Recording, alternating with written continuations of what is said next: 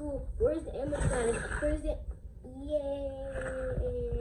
Where's the animatronics? Here, let's go. Sorry, gosh dang. Honest, go to your own school. Yeah, about that their school shut it down. Bruh. No. You have no... Go to Bonnie class. Not mine. Go to Bonnie. Go to Bonnie. What? But I'm a bunny. Yeah. But I'm a bunny. No, not you. I'm talking about go to... Yeah, the ponies. Go to Rockstar Bonnie. Don't want you out here. We're not rock stars and we're not bunnies. So no. Okay. Good reason. What minute did they were doing? Just started already. Or Freddy's gonna be mad. Wait.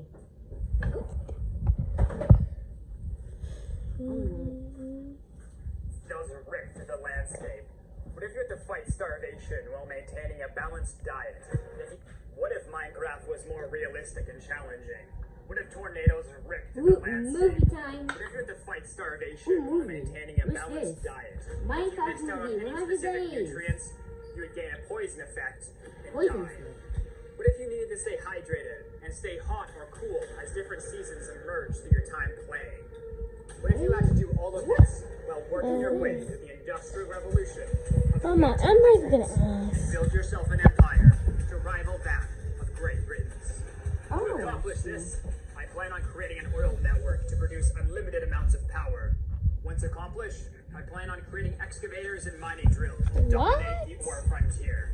As history states, You're spoiling the movie. rules the world. Shine. Day 1. I knew if I wanted to survive in this pack early on, I needed to go foraging, as if I tried to attack animals, they would attack me back. So I immediately went and looked for plants to smash so I could grab the fruits from them. You can't make wooden tools inside of this pack, so the first thing I did is I went and I grabbed some flint, smashed it on some rocks for its shards. I then went and created myself a flint knife. For the flint knife, you can grab some string from the grass. This enables you to make more advanced tools in the early game. I then thought it was a bright idea to take my newly formed flint axe and attack this cow until it decided to attack me back. Didn't know when they added that feature to Minecraft. While searching for my first cave, I found this random merino ewe that was dancing around the rain. Not exactly sure why it was doing that, but it was quite cute. I ended off the day by going spelunking looking for some bait. I want to go get that box so we don't see. I'll get it. Told you ponies aren't weak to a strong box. Get it. That did the trick. Cigars. I knew if I wanted to take over the world with an industrial revolution, I need to start early with gathering supplies. When I emerged from my cave spelunking, I found this Dutch doe. It was very cute, so I thought I'd add it into the clips. I then performed some micro crafting so I could get my hands on a stone pickaxe so I could find some iron I found. While searching for another cave, I found this giant ravine. I decided to go investigate it and to pull out all the ores that I could. While mining in the ravine, I found some copper ore. This is going to be essential to make some machines later in the game. I also found some bauxite ore. When smelted, this becomes aluminum, which is another essential crafting component to some of the higher tier machines later in the game.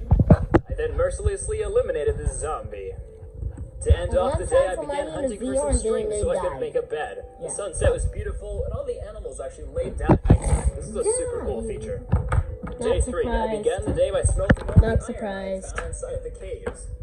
I then watched as my first emission block drifted into the atmosphere. This wasn't going to create any problems, right? I had forgotten that Tough as Nails was inside of this mod pack, and I immediately began overheating, so I jumped in this pond to save my life. This was going to be tough. I knew since there were seasons inside of this mod pack, I needed to get a farm going and I needed to get it quickly, as we were in summer right now, meaning there was only one season between us and winter. I then grabbed a sleeping bag and I slept my first night. Meaning you have fun and get out of school. I started out the day by crafting a saw. This enables you to get wood a lot easier. You can't actually craft logs into planks, unfortunately. Well, that's what we do on summer break. So I decided to dive in and take up all the resources I could find inside of it. There was a mine shaft inside of the cave as well, which was amazing because it had epic loot and made it a lot easier to actually mine things. It's not efficient to go strip mining inside of this mod pack because you need ores of all Y levels, and strip mining is just not very effective for that. So you want to find big caves so you can get all the ores you need to start making machinery as early as you can. Day 6. To start out the day, I took all the ores that I had mined from my mining adventure, and I began smelting them down. Later that day, I had ventured out to find a horse, but I found this giant hole in the ground with all these assorted ores, and I couldn't stop but mine them all up. Man, with diamond and iron? Man, oh man. Harvest Jack is one scary champion. I didn't learn my lesson the first time, and I started picking a fight with all the bulls I could find to steal their meat. With the leather that the cows dropped, I could now make a saddle, which would enable me to actually ride the horse. Later that day, I found my first victim, friend, that I was going to tame, so he could become my transportation for the rest of the series. Wow. After I convinced him that our friendship would be legendary, he decided to make me his friend, and I was able to ride him. However, I don't think he ever went to one day of gym class, because he was the slowest creature I have ever mounted. So I decided to find a new horse, and I left him abandoned in the middle of the forest. I'm sure he'd be fine. Day 7. I began the day by expanding my farm. I wanted to grow more of these hemp seeds, as they'd be essential to the first form of power I'd be creating inside of this mod pack. I then began using a water bucket to clear some of the terrain around so I could expand the farm even more. Later that day, I began my search for clay. Not only was clay going to be essential in creation of a lot of the machines in this mod pack, but if I was going to be creating giant factories and houses, I wanted to make them out of brick, and clay was going to be very important for that. I then figured out how to open my nutrition bar to see how balanced my diet was, and just like real life, I was lacking pretty much everything, but I didn't really care. I then went adventuring with my new horse, Boris, and we found this village, and I began to loot everything inside of it. Day 8. I began the day by looking up how to make a coal coke oven. The coal coke oven is a multi-block structure made by coke oven bricks. It creates coal coke and a byproduct of creosote. To make it, it's simply a 3x3 cube with a hollow center. It's a pretty simple machine. All you do is place coal in it and eventually will make coal coke for you. Coal coke is a better version of coal essentially. It's also needed for some other recipes down the line. I then slept to end off day 8. Day 9. To begin advancing inside of the world, I needed to create an engineer's workbench. But to do that, I needed some more materials. Why is it only day 9? I thought this time that you needed spruce wood to make treated wood planks, which would then make your engineer's workbench. Why couldn't we just watch this until day 10? When I got home, I made my first bit of treated wood. I was going to need to make a lot of this inside of the world, but for now, we just needed a few pieces to make our engineer's work table. This would enable us to create blueprints so we could start seeing machines that we could start building. Please, can we stop at 10? Day 10. If I was going to create an industrial revolution that would rival that of Great Britain's, I thought it would be a good idea if I made a house, so that I could at least sleep inside of it, instead of on a sleeping bag outside like a normal peasant. So I began with the initial construction. This would be... Set to stop at day 10. Okay, we're gonna sit here to actually act like this day 50.